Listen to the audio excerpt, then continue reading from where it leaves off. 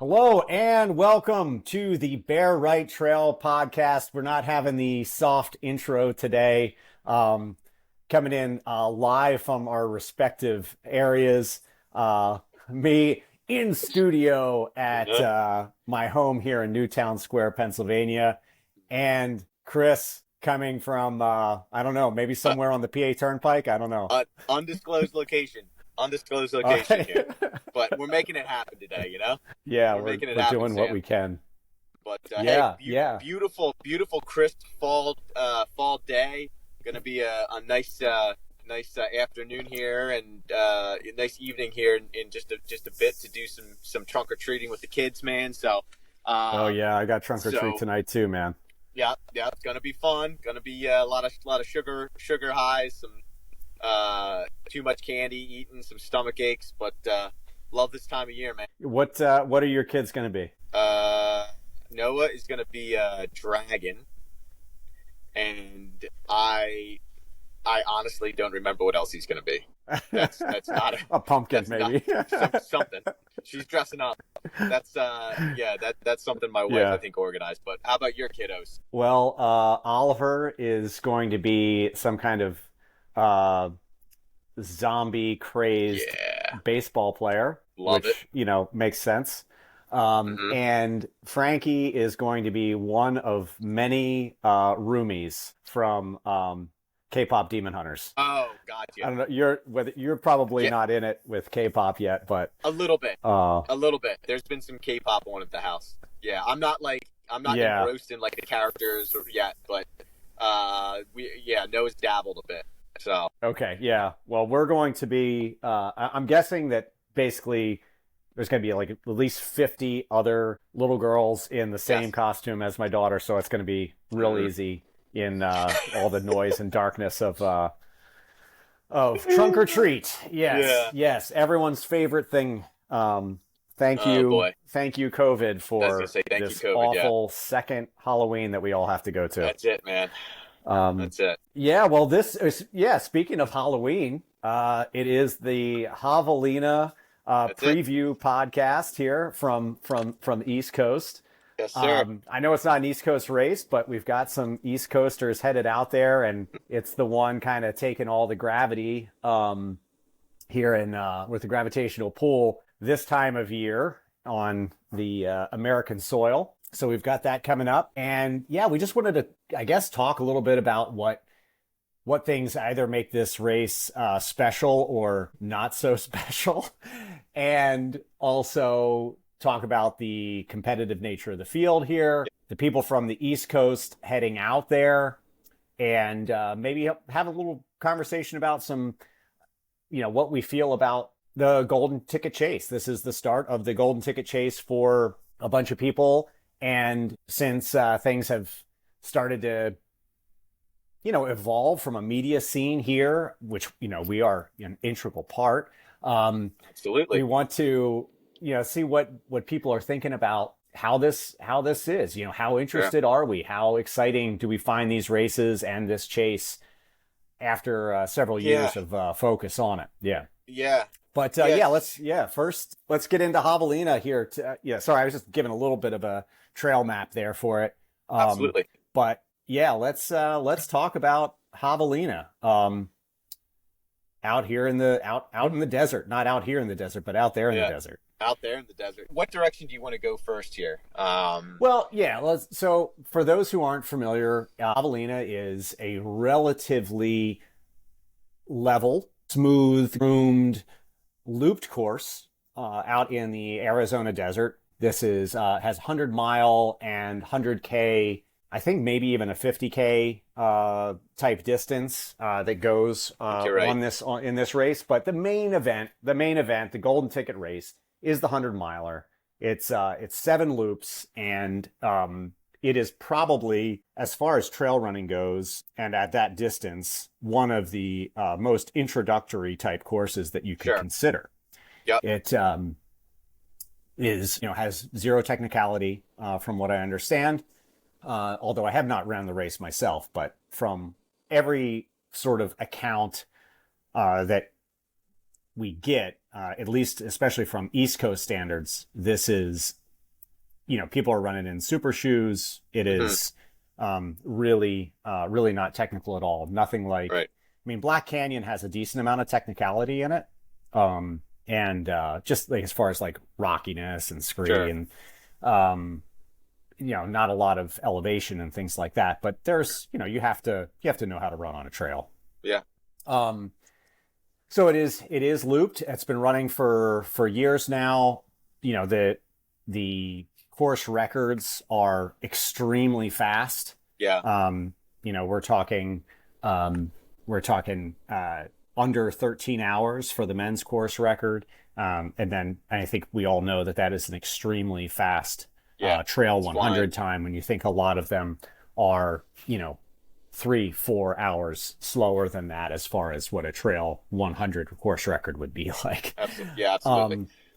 Yeah. But one of the things that I think people have, feel like makes this race kind of special is the party atmosphere. It is, it's Halloween. You have Jackass Junction. You have, the race director Jubilee out there who is pumping people up the whole time. It is a big, big event atmosphere. I think probably unlike any other trail race in the United States. Yeah, I don't think there's anything like it. It's like Burning Man meets trail running. From what I hear and what I've seen, so definitely a party atmosphere. Apparently some things you can't unsee out there. I think I'm assuming it is still this way. There's awards for costumes, best dressed, least dressed. Yep.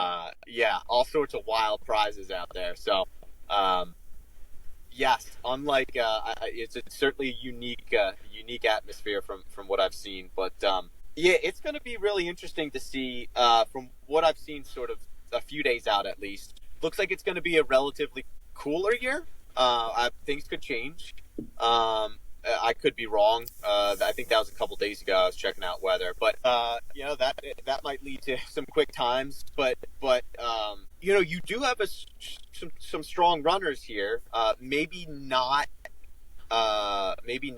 quite the top heavy field that we saw the last couple years. But doesn't mean that you can't. You're not going to see a record go down. Dave Roach sort of headlining the men's race, at least. I guess he's probably the headliner there.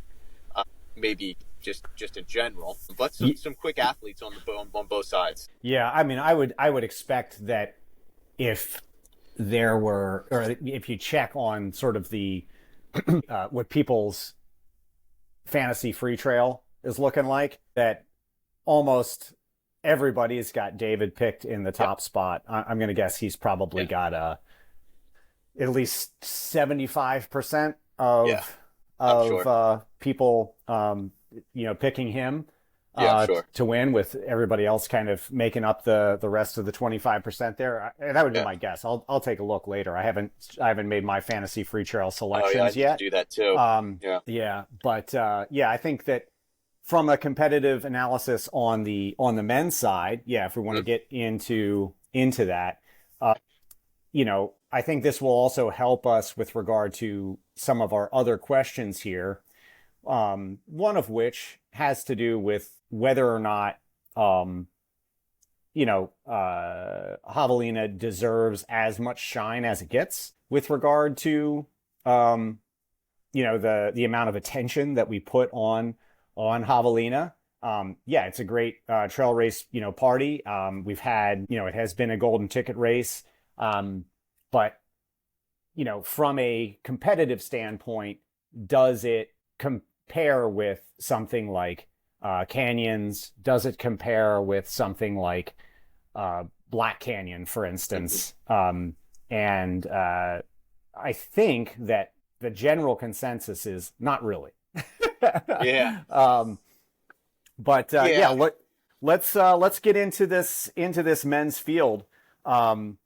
As you said, David Roche is probably the one bringing up, the most interest here. Yeah.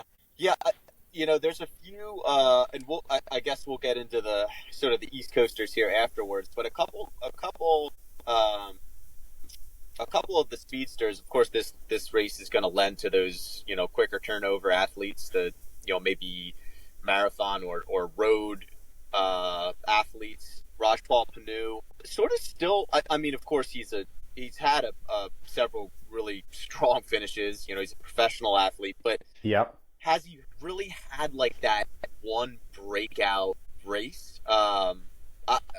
He's had a lot of nice finishes, but I'm looking for him. I don't know what type of shape he's in, but I think if he races to his potential and he's trained well for the potential heat, and things go smoothly for him, nutrition and just his race plan, he's able to execute it smoothly. He's got the leg speed to do some damage here. So I'm definitely looking at Rajpal Panu for a strong finish again if things go well. There's a couple names in the field too, Sam, that sort of intrigue me here. I love seeing Sage Canaday up there. Yeah, I think most people are kind of intrigued by his entry. Yeah. Now is Sage gonna grab a golden ticket? I would love to see it. I think maybe those days have passed. I'm not sure that he's in position to snag a golden ticket. It'd be awesome if he did, but that's an intriguing name. Adam Mary in the field is an intriguing name. I know he's been training with the Boulder boys, who are all incredibly fit and strong right now. So a few names that jump out. As well as like a Canyon Woodward who potentially could have a strong run. He's got some quick turnover. What are you thinking here before we get into the East Coasters? What are you seeing here, Sam? Okay. Well, I mean, I will say some of the East Coasters are my favorite ones in this race. I agree with that. I do agree we with have, several, several people that have been on the podcast here in the race. That's right, man. We have, of course, I think maybe the biggest name there would be Will Murray. He's been getting some shine from other podcasts, but he does not race a lot. He is part of it was he was injured after, like right before Western States, but then, took him a while afterwards to get going again. And has been doing all of his training out in Colorado. So most of his stuff is, over 7,000 feet at this point in time. So he's now training at altitude. Yeah. And, luckily I did have a chance to speak with him before this recording. And, he seemed kind of just like quietly confident. I want to say what was kind of coming through. He is, I don't think he feels like there's a lot of expectation on him. And when I had spoken with him before Western States, he was basically saying that his fitness going into Western States, before, things went south, was heads and shoulders above what he had going into Black Canyon when he ran 7:26. Or something like that. Something crazy. Yeah, so he was feeling as though he was heads and shoulders above where he already was at the very top.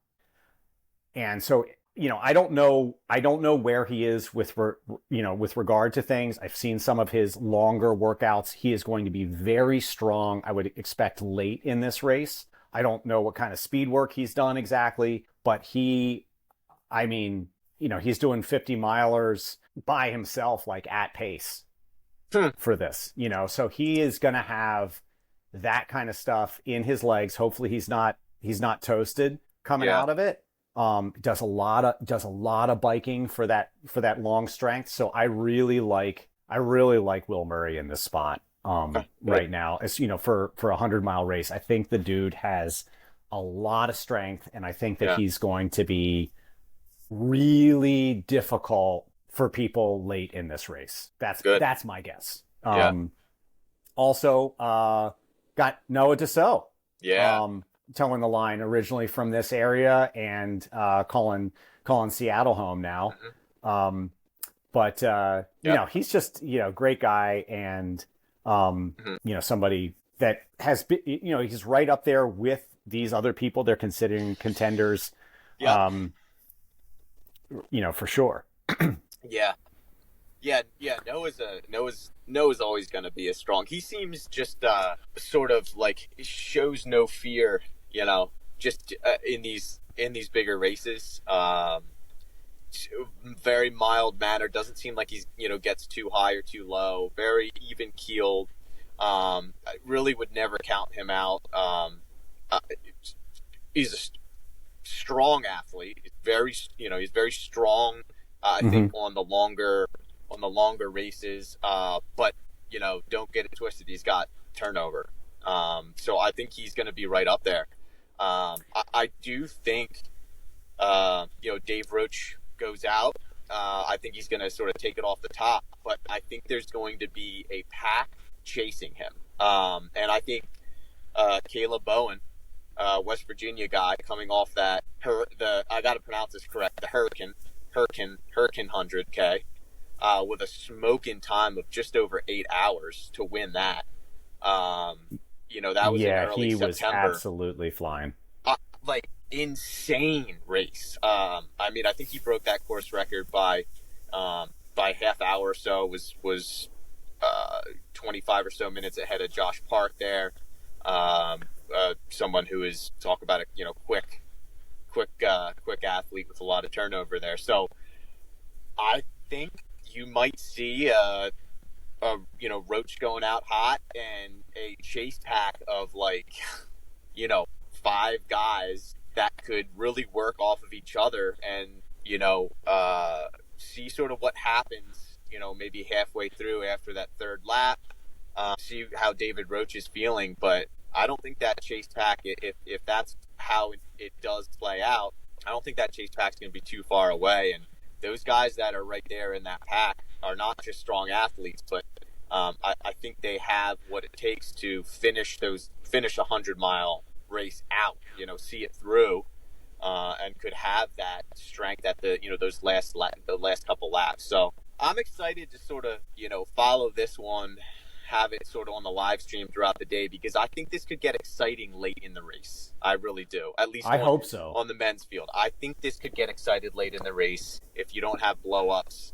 Yeah, I think it could. And there's Ben Robinson there too. We can't forget about East Coaster, who's another strong runner. So there's Yeah, formerly a Hoka athlete.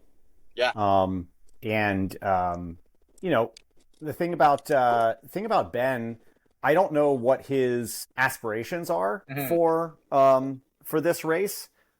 Yeah. I know that kind of recently he has seemed to be going to events mostly to really experience the events, to be out there in it and take what the day comes, or take what the day brings.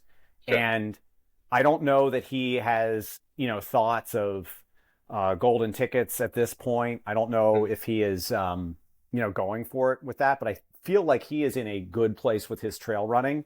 I feel like you could see a lot of people like Ben sort of having their toes dipped into the professional scene and things like that, and then not being quite in it anymore and just saying, all right, you know what, I'm gonna fade into the whatever, just like I'm just gonna coach, or I'm just going to follow my career. But he's stayed in it. He's still traveling all over the place for running, and it's kind of been fun to follow. Absolutely. Follow him around, doing that stuff. So definitely going to be keeping an eye on his race and seeing how it goes for him. Yeah. I guess Canyon Woodward also saying that he's from North Carolina here. Although, Oh, is he? Yeah, I don't think that might just be kind of an old address. I don't think I don't think he's really truly out of the East Coast anymore. Yeah. Kind of like Noah, but I don't. I mean, Noah gets back east from time to time. Raced Heiner, of Hmm. course, Yeah. and things like that. So it's kind of cool to see Yeah. see how he's doing. Yeah, that's Um, interesting that he still labels his home state as North Carolina. It's a true yeah, That's a true East Coaster right there. True East yeah, Coaster. yeah, and you know Still what we identifies have. as East Coast. Yeah, we have. I mean, we have Taylor Hitt coming out of Georgia as well.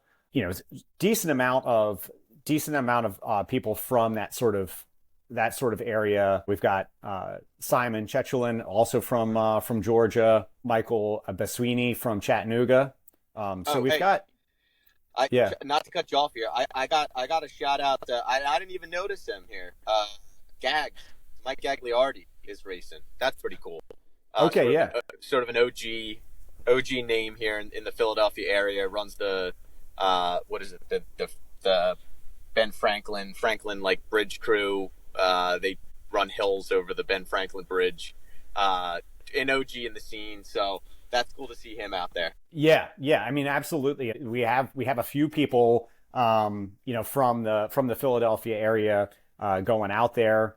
That's going to be, interesting to watch their races unfolding. Lots of people, just going out there to be, Hmm. part of the party. That's it, man. Going to be considered in the, in the front end of this race. But lots of people from our area heading out there. Hmm. We got also Michael McNellis, here from Philadelphia, Pennsylvania, going out, Cool. and several of the people from New York, you know, as well. So we've got some good representation. I would say, as far as a big race out there, on the men's side, we have a lot of good East Coast and East Coast roots Yeah. representation out there. Between Will Murray and Caleb Bowen. I mean, that's some pretty heavy hitting right there. Absolutely. Yeah. Yeah. Absolutely. So let's get on to the women's side of the race here. Yes. So so there's a lot of names here. Strong runners. A lot of veterans in the sport that are racing. Yeah, yeah, we've got. So you talked about Sage Canaday, like being Hmm. wondering what he's going to do in the race. Hmm. Um, I would say maybe arguably. Oh, I don't know how you would feel about this, but arguably the favorite here would possibly be Devin Yanko. I don't know. Yeah. Devin Um, Yanko. Casey Lichtag is back too, which is really yeah, cool to see her like just grinding it out. I mean, I was always such a fan of hers. Um, and it seems like Casey Lichtag has been racing for like 25 years, and like she's still, she's 39.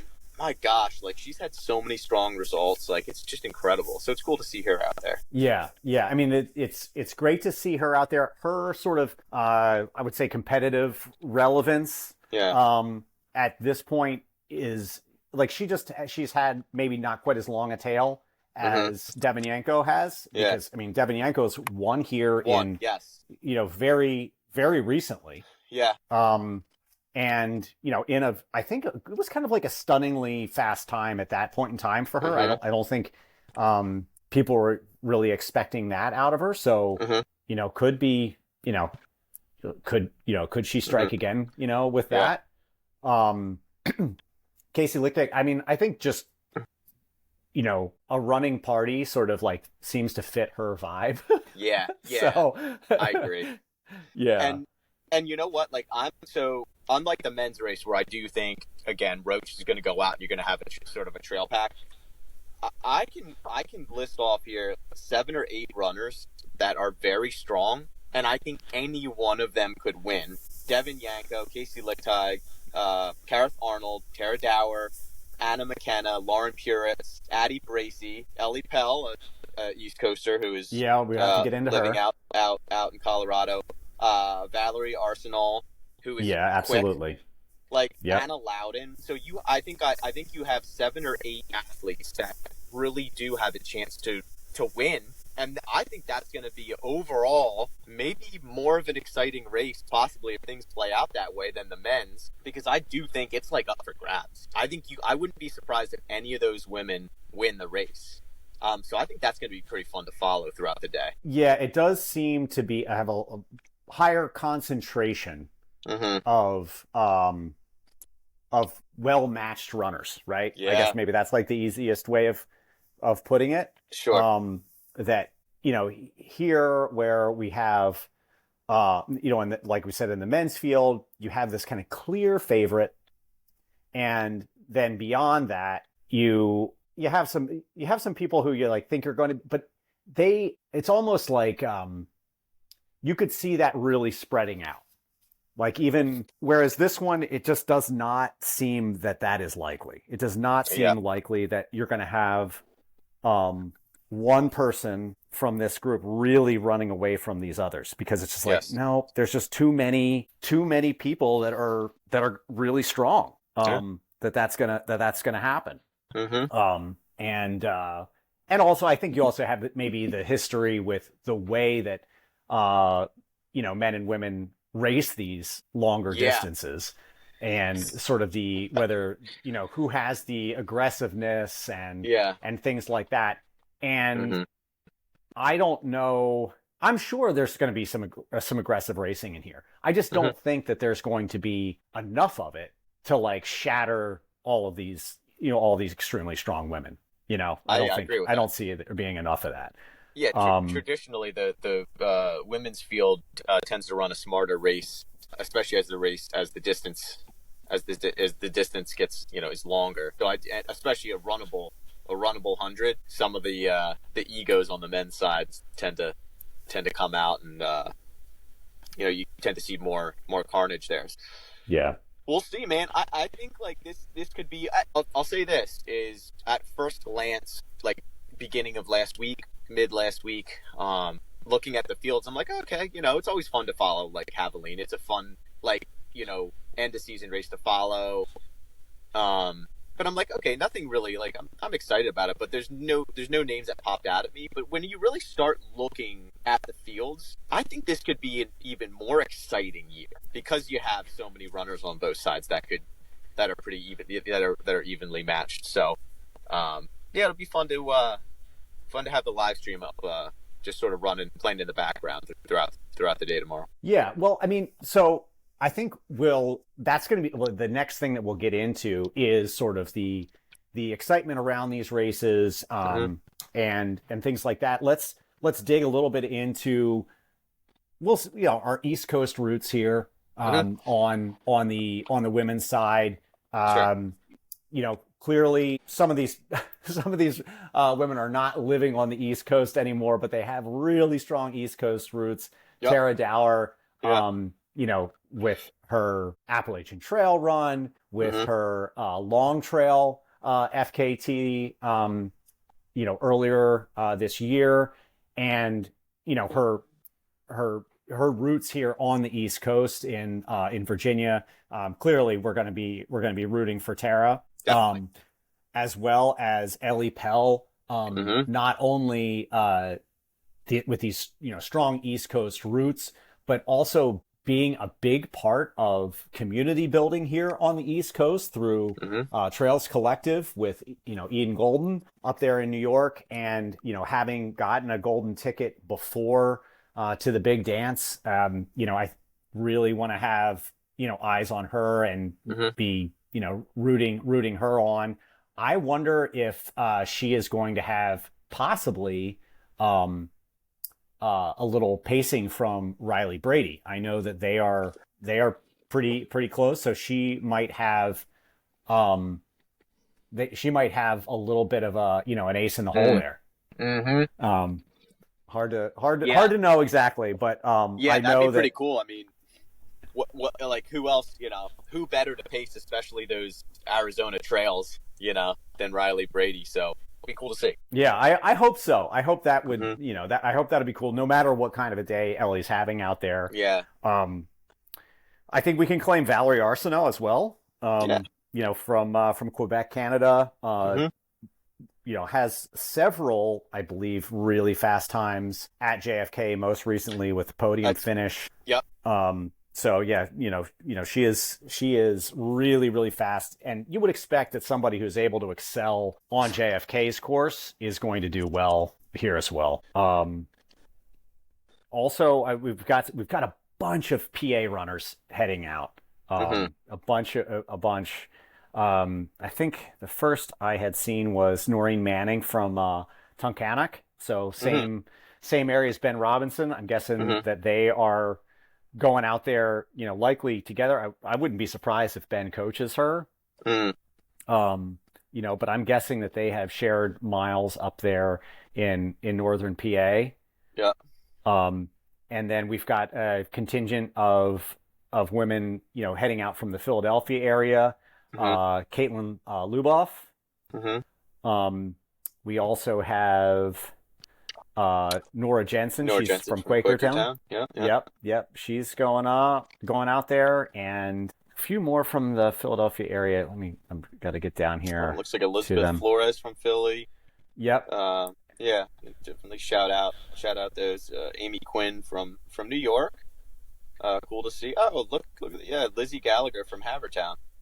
Right in our neck of the woods. Yep, Lizzie, cool, and then we also have Linda Derbyshire, also from Havertown, heading out. Oh, that's cool. It's cool to see. Yeah, so I know that they have been training at Ridley Creek State Park. Beautiful. So they have look been. Look at that inside info from you, Sam. Yep. I like that, man. Cool. Very cool. So yeah, we know that we've got people heading out there. So we're definitely be following their races. I very, very excited for them out there, and I guess all the best to all the runners toeing the line. Yeah. You had gotten into how this conversation maybe and looking into these start lists has started to rev up your excitement about this golden ticket race and how this one's shaping up. One of the things I'll say is I introduced this as a bit of what do we got going on there? Oh, just starting the car a little bit here. Okay. So basically the question that I had is, do we find this golden ticket chase as exciting as we used to, and are we essentially, I'll give you a minute there. Yeah, give me 1 second. Oh. The car's doing some funny things here. You got a dead battery? I don't know. It would be good. I might actually. It's just not turning over? Oh boy. Oh geez. Where are you, Chris? Darn it. All right. Well, let's finish the pod and then I'll figure this out. Okay. All right. We'll make this quick. All right. All right. Okay. So, essentially. Yeah. All right. I might have cut some stuff out here for a little bit, guys, because of some car troubles for Chris. But the big question is the golden ticket chase, is it as interesting? Is it as compelling? Is it as fun and engaging as it was a couple of years ago? And maybe what is it that either makes it exciting or is taking away from that? And I will start here with, I do not think that the golden ticket chase is as exciting today as it was a couple of years ago. And the reasons that I feel that is that I feel like we're watching the same people chase the same tickets at the same races. Yeah. Year after year after year. And also, so it's like the same people competing against each other for the same, the same spots at the same places. Right. And it's like my care of who gets into Western states is definitely getting diminished, because it's like, okay, so these people who have got into Western states before are going to compete against these other people who have got into Western states before to see who gets to go to Western states again. Right. It's not really that compelling anymore. Yeah. Because it's like, I don't know. It's like what made Western States interesting last year was Killian. Yeah. Like Yeah. Killian being there was what was Yeah. interesting. I mean, David as well, him being a first timer in there. Yep. That was an interesting part of the story.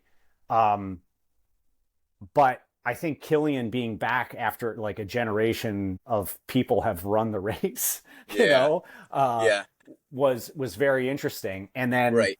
but then once again, so in this race, like of the people who are going to get in, it's like, does that make Western States more interesting? Is that really like a golden ticket for them? And is the profile of these different races essentially going to show us the same thing again at Western States regardless? Yeah. Yeah, it's a great question. I mean, at least a good thought experiment there. Like, I guess it can. The same people are gonna go to these races. Seemingly almost every year. Will Murray sort of broke that trend a little bit at Black Canyon, which was cool to see, and I think that's why it was so exciting. But it doesn't happen often. And like, yeah, it's funny. Like, he broke that trend at Black Canyon. If he gets a golden ticket, are people rooting for him? I'm rooting for him. But would I be shocked if he got a golden ticket at Javelina? Like, no. So it's like, it's cool to see those, like, who coined that term? The random baller. I don't know, it's either Finn Melanson or Dylan Bowman. But like, Will's not a random baller anymore. He was like, Black Canyon, but not anymore. So yeah, it's an interesting thought experiment. Is it still exciting? It's a good question. It's a good question. I guess it can be, but maybe it's less exciting than it had been. Yeah, I just don't think it. Yeah, I don't think that it's as exciting as it could be. I think if they moved, this is my personal feeling. This is definitely East Coast skewed, but I would love to see these races move around. Yeah. Put some shine on these different races. Like make Laurel Highlands the golden ticket race. Yeah. Make one